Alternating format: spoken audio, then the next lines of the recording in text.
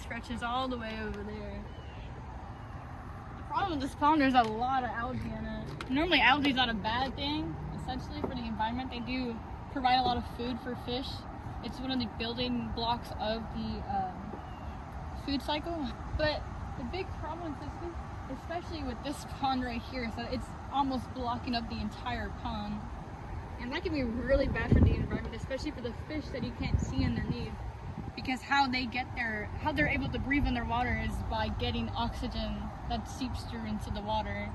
And when the algae is blocking all this, when it's blocking the sun and the oxygen especially, these fish end up dying because they can't breathe. So you can see here this really beautiful bed of flowers. Currently the flower is in pollination right now.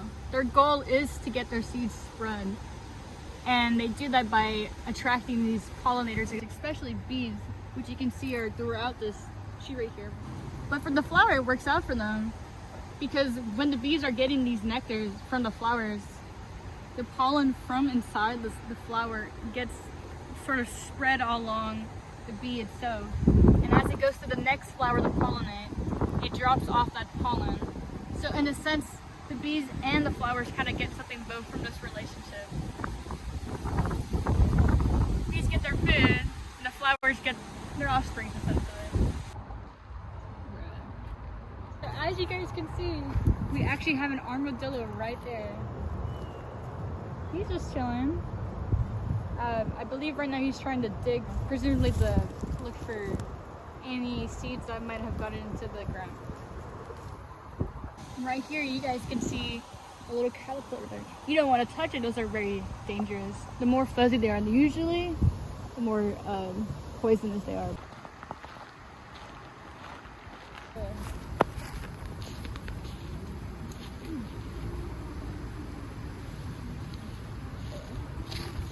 Okay!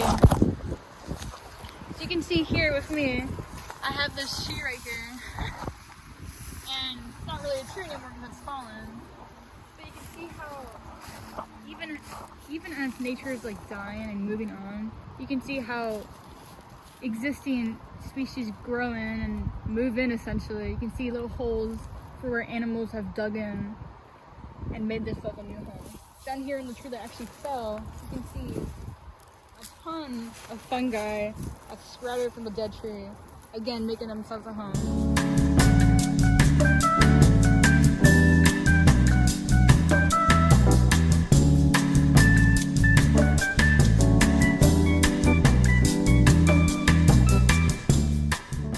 Hey guys, we're here in Buffalo Bayou Park in downtown Houston.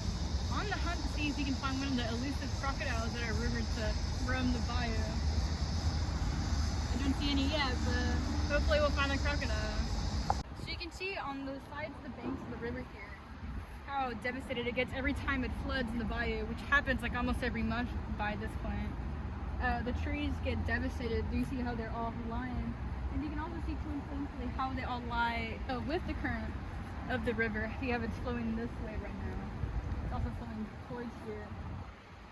Whenever it rains, the currents get more harder and faster, and you can see by how it's evident by how the trees are flowing.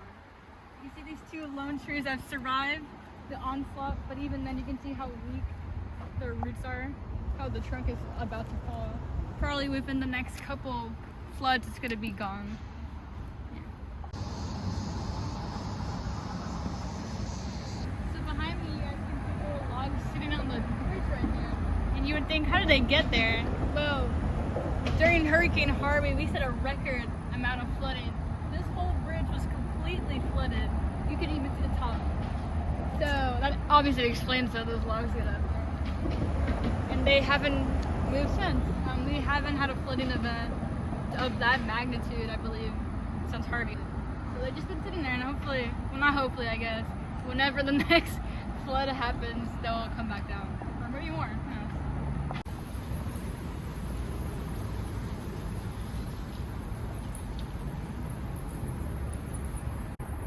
Above me, you guys can hear the bats above, hiding in the little crevices atop the bridge that runs over here.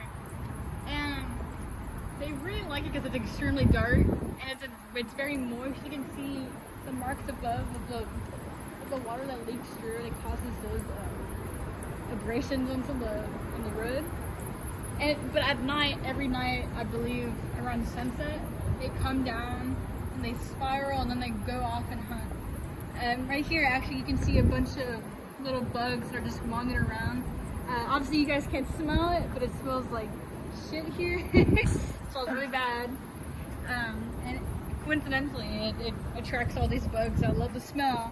So when these bad smells, they come down at sunset, they're just good enough.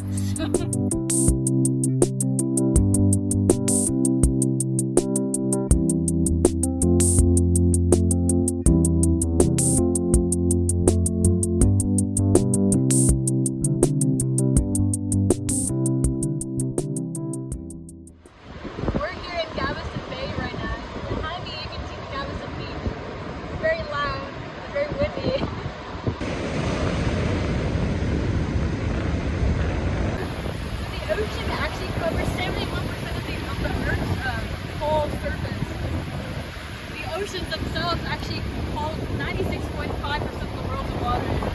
Right here, you have like maybe not even 1% of the ocean's water. And right next to me, you can see where the high tide normally is. That's where it usually reaches. Obviously, if it floods, it goes all the way up to where the houses are. In Galveston specifically, the residents have adapted to having their houses on little stills. So whenever it floods, and it does flood very frequently in Galveston, just right next to the beach, their houses have a little bit of a higher chance of surviving any floods that happen. Excuse me, man. Yeah? You're not in the water.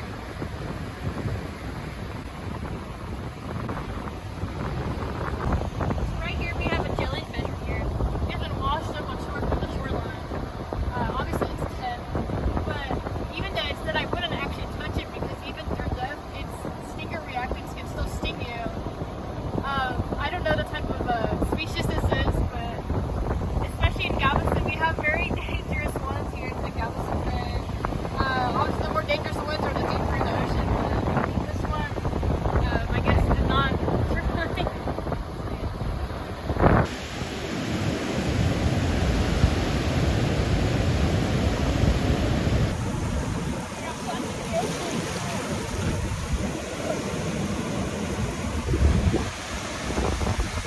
Let's save the ocean.